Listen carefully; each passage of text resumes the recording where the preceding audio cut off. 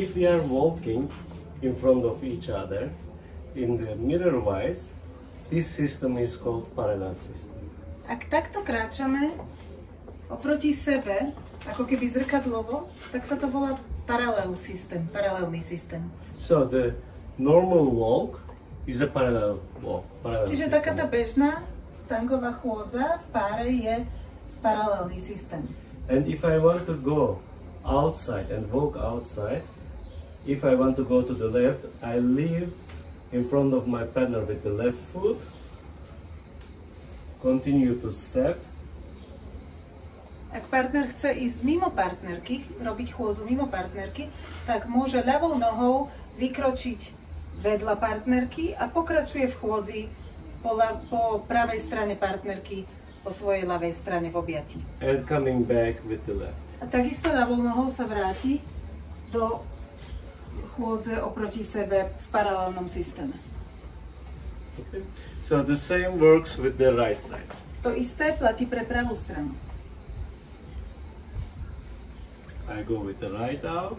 Ide trochu diagonálne pravou nohou, vykročí mimo partnerky, a potom sa pravou nohou vráti znovu do pozície oproti partnerky. This is one of the ways, there are many ways to use it, but this is the simple way to start learning it.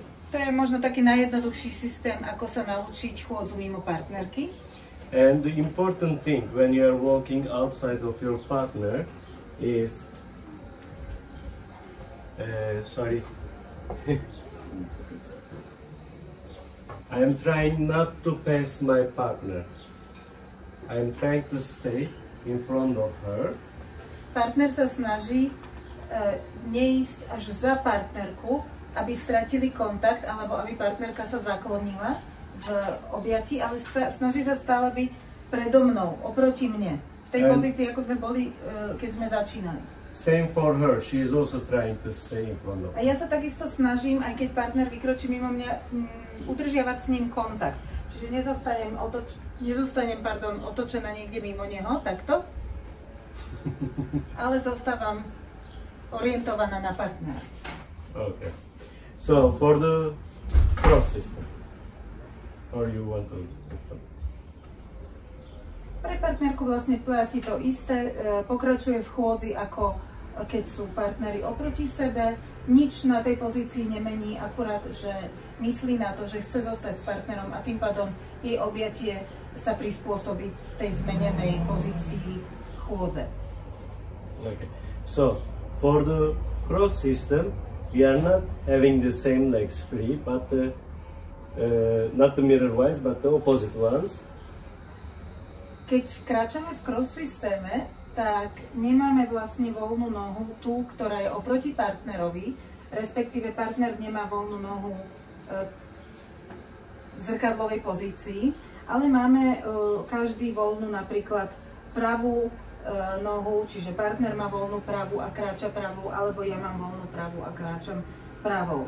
Čiže sú to vlastne diagonálne voľné nohy. In this case, we cannot walk in front of each other, so it should be a little bit shifted. So I should roll a little bit out, half out of the couple. So that we walk like in three lines. Yes, we walk in three lines. Preto partner sa musí trochu posunúť do svojej ľavej strany, do mojej pravej strany objatia, aby mal priestor pre tú voľnú nohu, aby sme mohli kráčať voľná noha oproti voľnej nohe. A tým pádom vznikne chôdza v troch líniách. To change the cross system, partner should walk on the beat like normally, and when I want to change the cross system, I make a faster move, a double beat, and change the legs. Na to, aby sme sa dostali z paralelnej pozície do cross systému, ja pokračujem v chôdzi v rytme, tak ako sme kráčali dovtedy, čiže na dobu. Muzikálnu dobu a partner rýchlejšie na dvojtakt zmení nohy, aby sa dostal do cross systému. Ukážeme. So it is left, right, left, change, left. And when I want to come back, it is right, change, right, and I'm in front of my partner in parallel system. A takisto, keď sa chce vrátiť do paralelného systému, tak v dvojtakte zmení nohu a vráti sa do paralelného systému. The important point, once more, is not to jump, but to stay in front of each other in contact. Dôležité je, aby pri tejto výmene nohy partner neskackal, ale aby utlmil túto zmenu pohybu pod objatím, aby sa objatím neotriaslo pri tom. Čiže to urobí veľmi nenápadne, veľmi mäkko.